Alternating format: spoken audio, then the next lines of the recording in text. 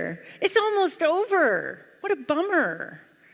Wasn't it a great conference? We should do a little yay for the unbalanced people. Yay. So great. You're marketers. I'm a marketer too. Early in my career, I got a job at a startup as a head of lead generation. And my goal was to produce a certain number of high-quality leads for the sales force. So I spun up a bunch of campaigns, and after a couple months, it became apparent that I was not making my number. So I did what any good marketer would do, and I decided I was going to optimize my campaigns. So I spent a lot of time messing around with messaging. I ran a lot of A/B tests. I tested some new customer acquisition channels, and that improved things. Things got slightly better, but at the 6-month mark, I was still nowhere near the number I was supposed to be at. I started to get super stressed out about this.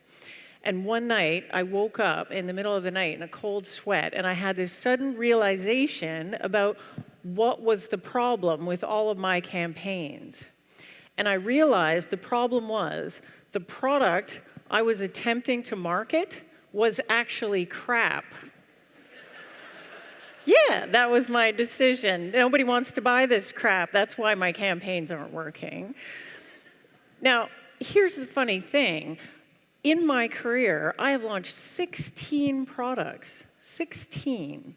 And 14, well, actually, for all 16 of those, same thing. At least once, somewhere in the history of those products, I woke up with the night sweats thinking no one could market this terrible thing. But here's what's funny. 14 of those products went on to be successful. 2 of them actually were crap, and they failed. But 14, the vast majority, 87.5%, if you're counting, I am, went on to be successful. 2 of those went on to be billion-dollar businesses. Now, here's what's interesting. If you look at the product that woke me up with the night sweats and the product that was ultimately successful in the market, wasn't actually all that different. It was pretty much the same. Do you know what that means? That means night sweats thing was actually an awesome product. It just wasn't obvious. It wasn't obvious to prospects. It wasn't obvious to me.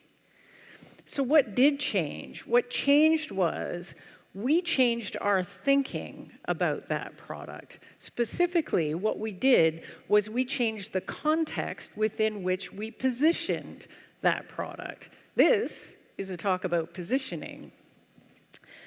I like to think of positioning as context setting for offerings. I'm going to give you an example of how context can change the way we think about a product. This is a very famous context experiment that was run by the Washington Post in 2007. So the experiment was they were going to take a professional musician and they were going to have him play outside of a busy metro station during rush hour. They had 2 questions they wanted to answer.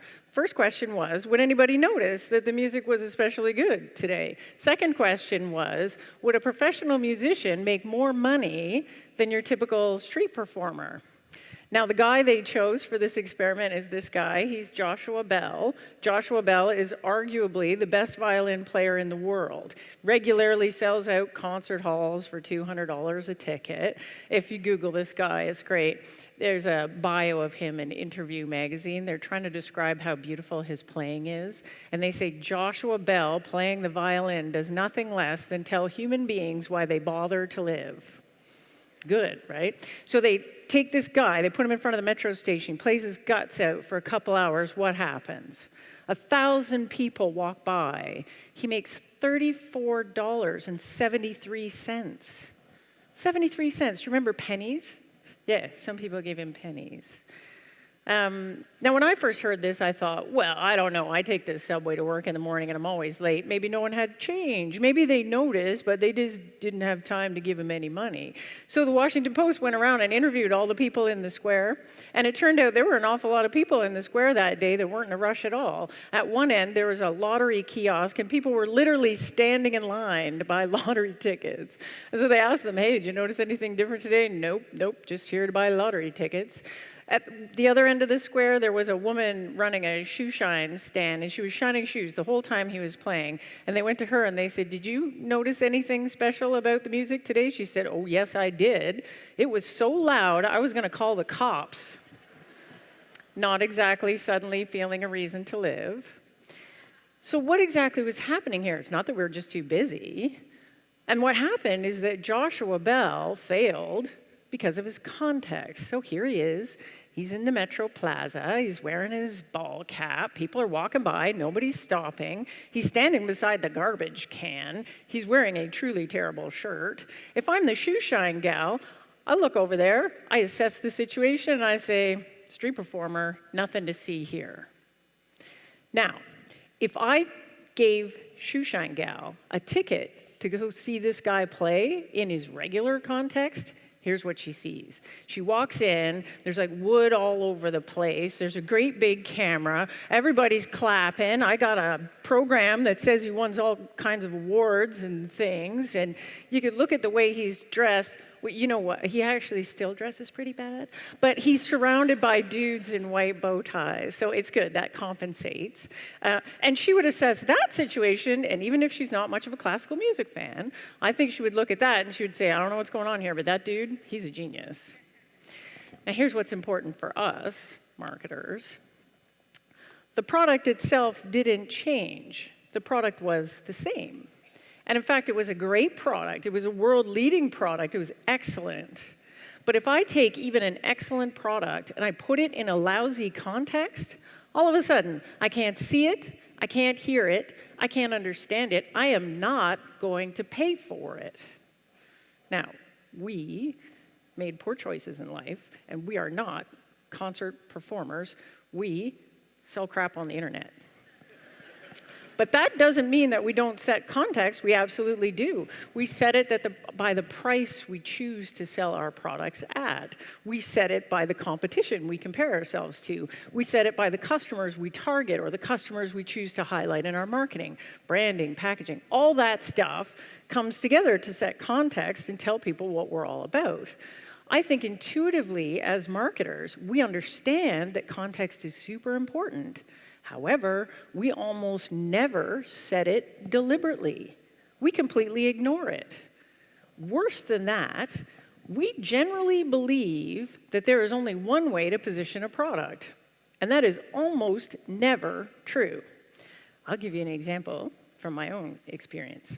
I got hired to be the vice president of marketing for a startup that sold a revolutionary new kind of database. So the startup was founded by two guys with PhDs in database technology. They came up with this amazing new tech with patents and stuff. And what it could do was, if you had a giant amount of data, it could do a certain kind of analytic query in like seconds.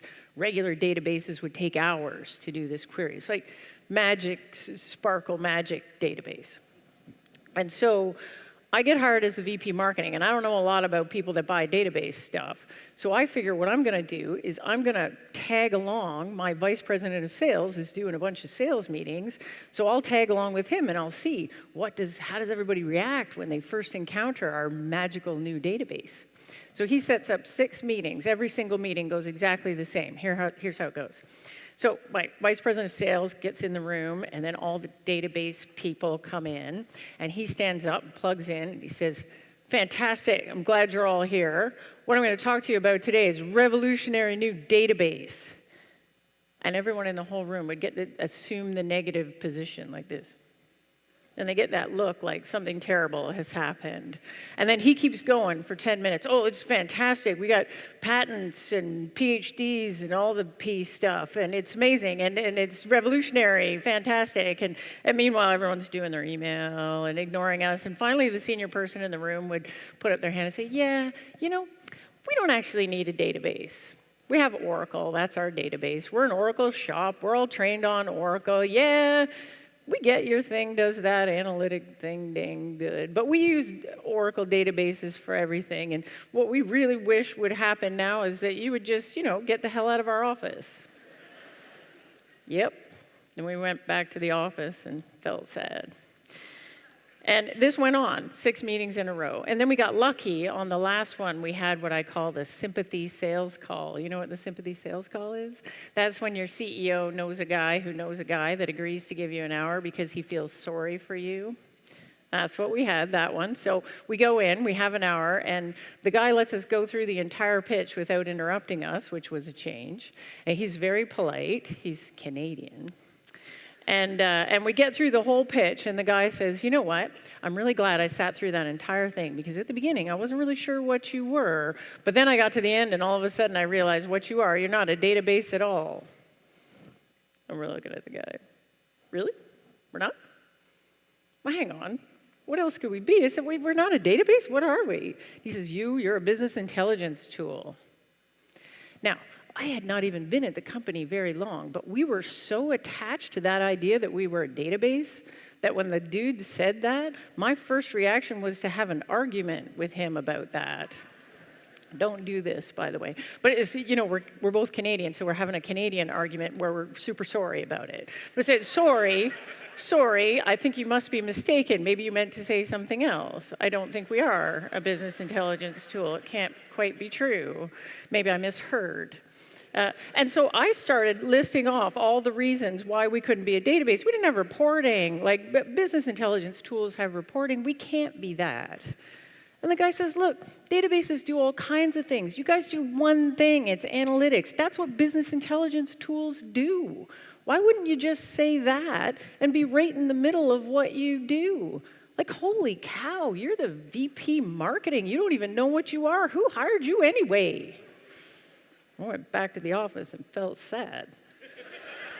Again, yeah. But we didn't just feel sad. We asked ourselves the question, maybe we are. What if we were a business intelligence tool? What would change? And the answer to that question is absolutely everything. Absolutely everything.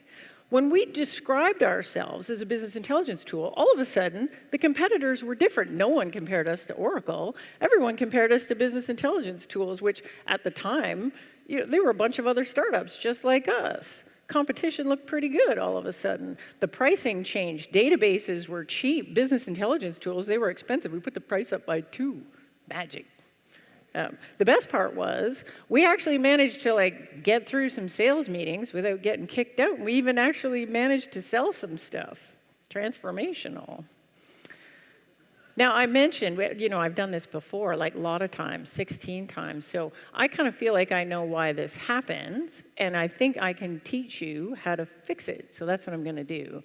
So when we come up with an idea for a new thing, it's usually we start with a desire to make an existing thing better. We say, I'm going to make a faster database. I'm going to make a better CRM. I'm going to make a cooler car.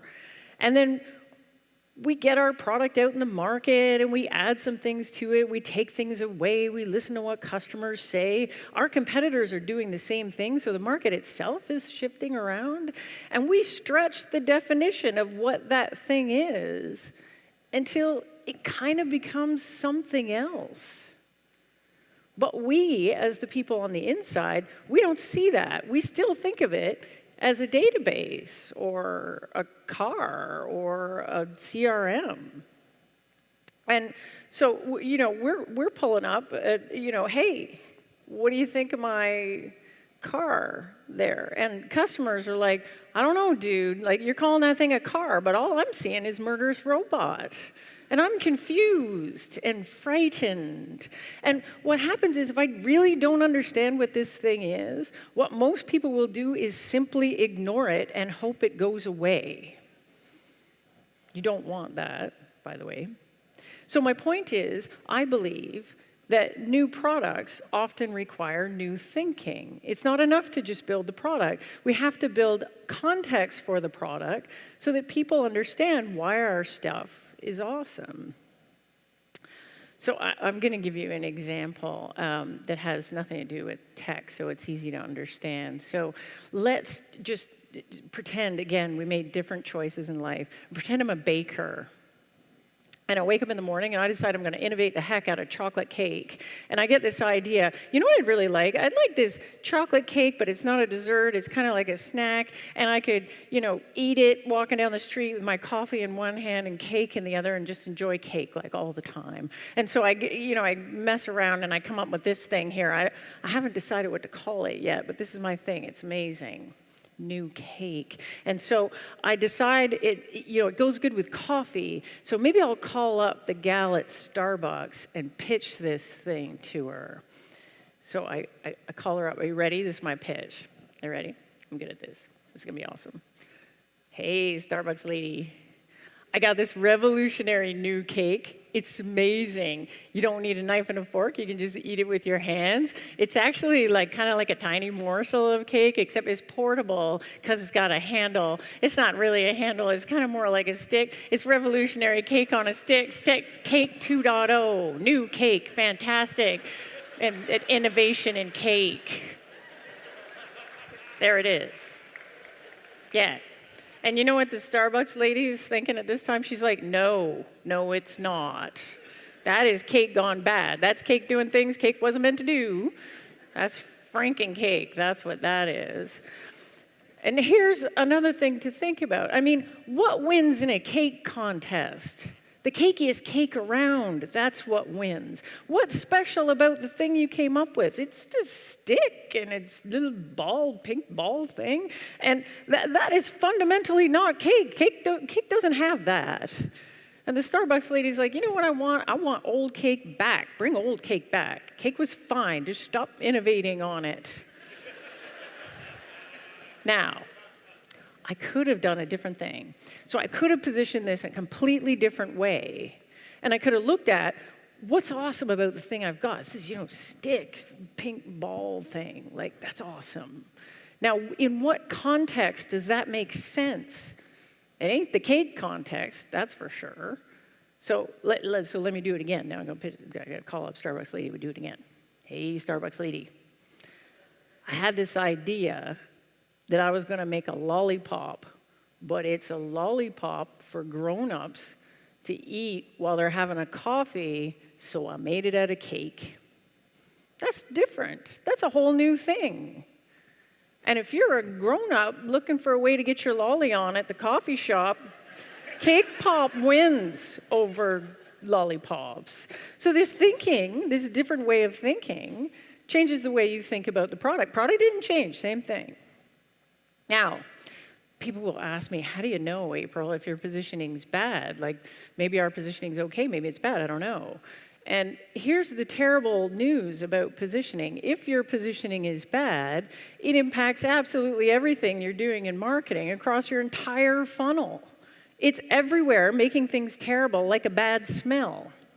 So in the early funnel, people don't understand what you are. People don't understand your value. So it's super hard to generate leads. Your click-through rates suck. Your form fills suck. Your open rates suck. You have an event, nobody shows up. It's terrible. And then if you finally get people into your funnel, so you convert them, and now they're kind of in the middle of the funnel, if you have a sales force, sales hates you and your crappy leads because all these people came in and they didn't even really get what you were, and then the sales force calls them and they're like, oh, I thought you were something else. I don't want this thing. And they all drop out. And so what you've got is terrible lead quality. And then let's say you manage to get them all the way over to the end of the funnel. You get them out there, and sales is just freaking out because they got to discount and do unnatural things to get these deals to close. It takes forever to close them, for starters. And then you do get them closed, and then they turn on you because they get in the products, and they're like, well, hey, hang up. This isn't what I thought this thing was in the first place. So it's everywhere. It's terrible. And you, as the marketing person, could be doing genius marketing stuff all the way across this funnel. And if your positioning is lousy, everything is lousy. Your genius is wasted in this situation. So here's how you're going to fix it. Fixing your positioning is very simple. There are 3 steps. The first step is you got to let go of where you came from. Sounds easy, kind of hard, especially if you've been at the company for a while. You're used to thinking about things in a certain way. But somehow you got to be able to blank your mind, free your mind, let it go. And then you get to the second step, and the second step is where you isolate down what is it that I've got that's awesome. What's our secret sauce anyway? What have we got that nobody else has? How are we great? And then the third step is within which context is that obvious? So you want to make the great thing, the thing that makes you amazing, you want to put it right in the middle, not out at the side somewhere, right in the middle. For marketers, the hardest part of doing this, and I know this because I struggled with this for the first 10 years of my career. The hardest part of doing this is you need to break the cycle of marketing crap. Here's what I mean by that. Here's how it goes. I did this for years. So you get the job and your boss comes in and he says, hey, market this crap. And I go, that. You want me to market that crap right there. And then my boss would get all up in my face and say, I thought you were some kind of ninja rock star marketer. Everybody said you were so good. You're telling me you can't even market that crap? You saying you can't market that crap? Hack me some growth hacker. What have you been doing your whole career? I think you should know how to market that crap. And you know what I'd do? I'd be like, hold my beer. Challenge accepted. Oh, I'm going to market that crap. I'm going to market the crap out of that crap. Other marketers would be polishing that turd. I'm going to bedazzle that crap. If there was a crap Olympics, my crap is going to be up on the podium with a gold medal, and everybody in the whole place is going to be up on the feet with their hands on their hearts singing, God save the poop. That's what I'm going to do. But here's the problem. There it is. Yay. It's my sparkle crap. And but it's still crap. Still crap. And the market for crap's not that great. Not many people really want crap. Like crap's, it's crappy. Nobody wants it. And so you're in this cycle. And again, you might be doing an amazing job, running amazing campaigns. Everything you're doing is fantastic. But you're marketing crap. So you got to break this cycle. This is how you do it.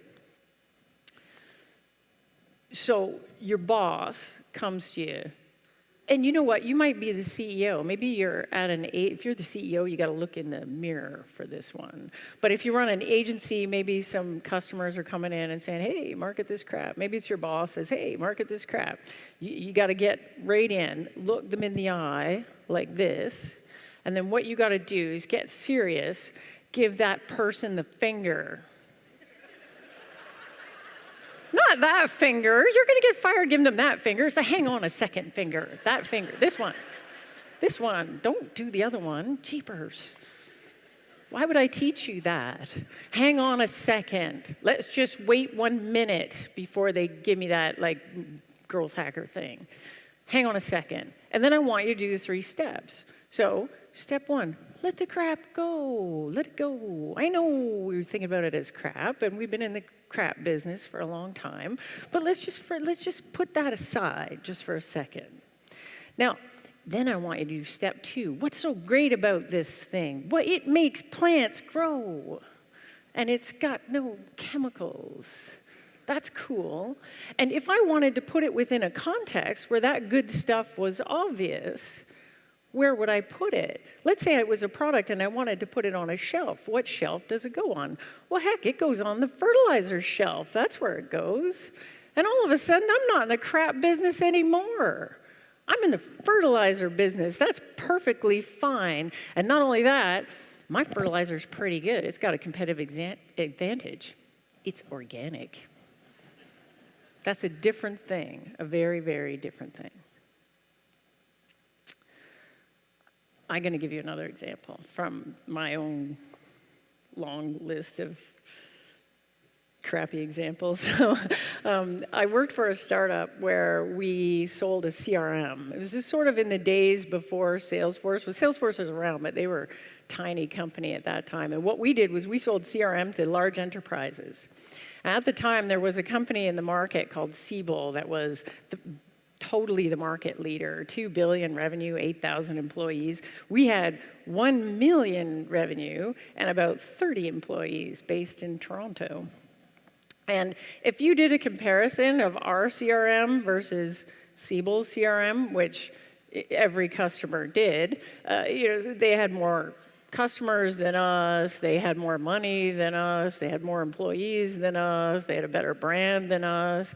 And what we had was an unreasonable ability to discount should we need to.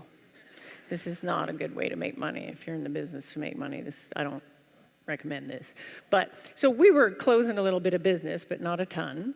And we were kind of struggling with, we did have a feature that they didn't have. The problem is when we showed it to customers, they didn't seem to care that much. So we always had it in the demos, but most people kind of didn't, they were like, that's fine, and how much does it cost? Cheap, we're cheap. And then maybe we get some business.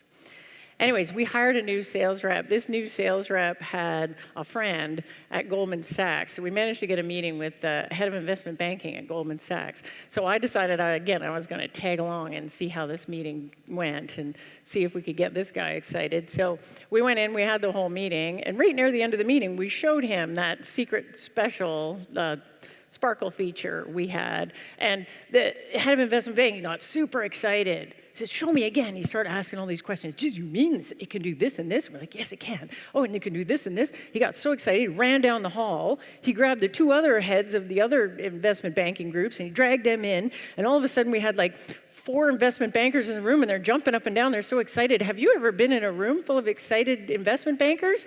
It's terrifying. So they're all excited. Everyone's like, whoa, excited. And then we close this deal. We're like, hey, maybe investment bankers really dig this thing. So we dug into it a little bit, and it turned out that little feature we had was actually revolutionary stuff if you were in the investment banking business. So we repositioned the entire company. So we were no longer enterprise CRM. What we were CRM for investment bankers. Because, hey, nobody else was getting too excited about this stuff. And then we went up down Wall Street with Merrill Lynch and Morgan Stanley and all these guys, and we just sold everybody. And that repositioning was transformational for the company. The best part was the Siebel folks, they were used to winning all the deals. And we came in, and we just positioned them right out of the market. We go in and say, the investment bankers would say, well, how are you better than Siebel? We'd say, oh, Siebel, they're fantastic. We love those guys. They're great. If you're a manufacturer or a retailer or, I don't know, call center in India or something, but not for you. Not for you, Wolf of Wall Street, $10 million dude. You need something special. Let me show you the Sparkle thing. And then everybody will lose their minds, jumping up and down, closing some business. It was crazy. We actually went from a little bit under $1 million revenue, and 18 months later, we were just under 70 million revenue. And the Siebel got so mad at us kicking their tails all up and down Wall Street, they acquired us for $1.7 billion.